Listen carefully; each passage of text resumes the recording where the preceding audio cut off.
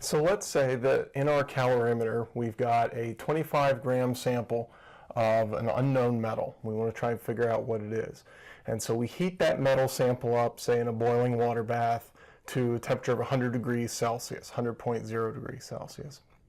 And then we take that piece of metal, we put it into our coffee cup calorimeter, which contains about 110.0 grams of water. And that water starting out at 22.0 degrees Celsius. And so given that information, and since it's a coffee cup calorimeter, we know it's an isolated system, and so that means that any of the heat that's in that hot metal is going to move outward and radiate outward to the water. The water is going to absorb that energy, and because it's insulated, all of that heat energy is going to stay inside the system. So if we can determine, based on the temperature change of the water, and let's say the final temperature of the water when the two come to equilibrium is about 23.7 degrees Celsius, we'll say, we can figure out how much energy was involved or was absorbed by the water, and then because of the law of conservation of energy, we know that the heat gained by the water has to equal the heat lost by the metal. We know the mass of the metal, we can figure out its change in temperature, therefore we can calculate the specific heat.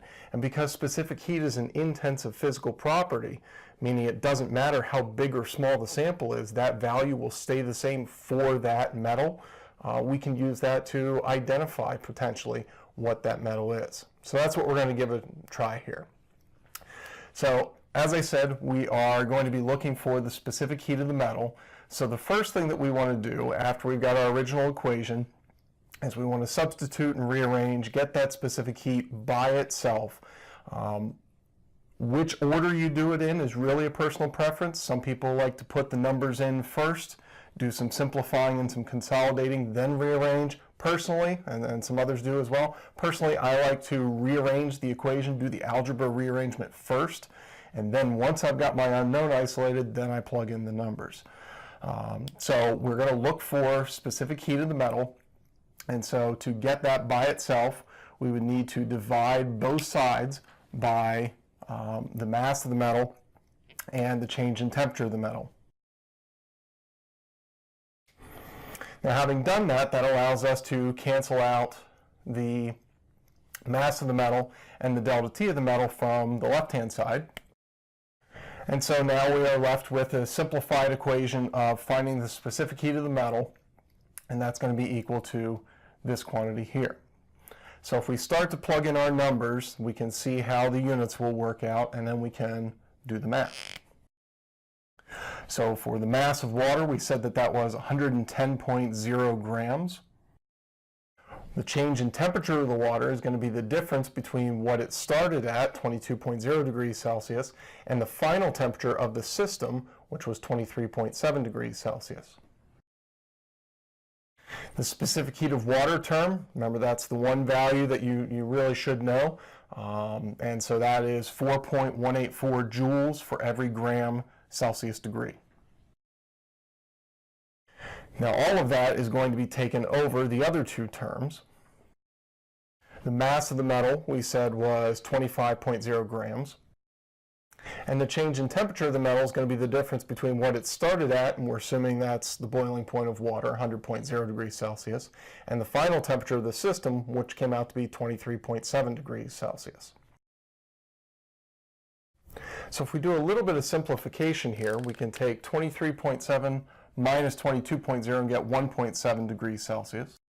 And we can also simplify 100 degrees Celsius minus 23.7 degrees Celsius, which should give us 76.3 degrees Celsius. Now before we crunch any numbers, we also want to take a moment and we want to check our units and make sure that our units work out for the quantity that we're looking for. So we can see that the grams factor out. We can see that the degrees Celsius for our delta T's, so remember these are canceled out, and so the degrees Celsius will factor out.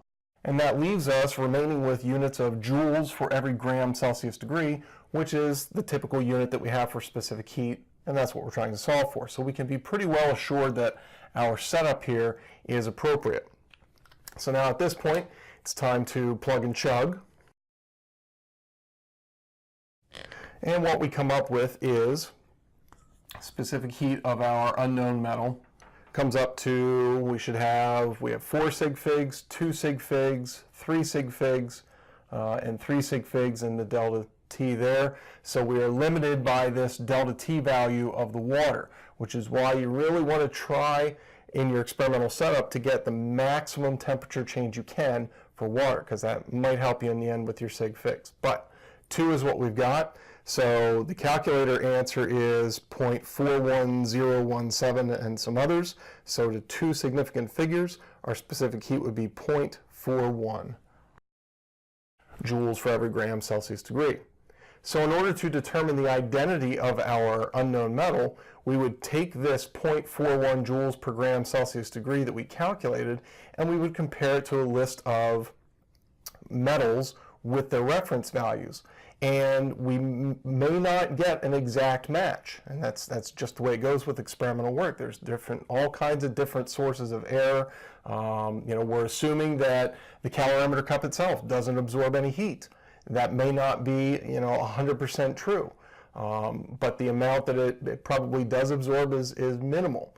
But just realize you're not typically going to get an exact match. But whatever it's closest to, you can reasonably assume that that's the identity of your metal.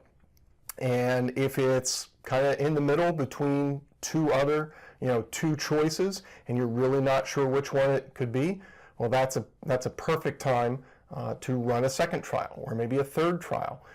The more times you run an experiment and gather more data, the more certain you can be about those results and the validity of those results. And hopefully in those subsequent trials, you'll get values that will point you towards one or the other of those values.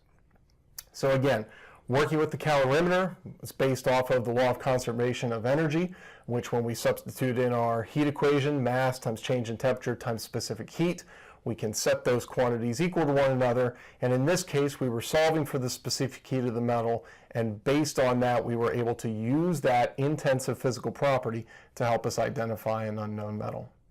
Thanks for watching. Hope this helps, and we'll see you next time.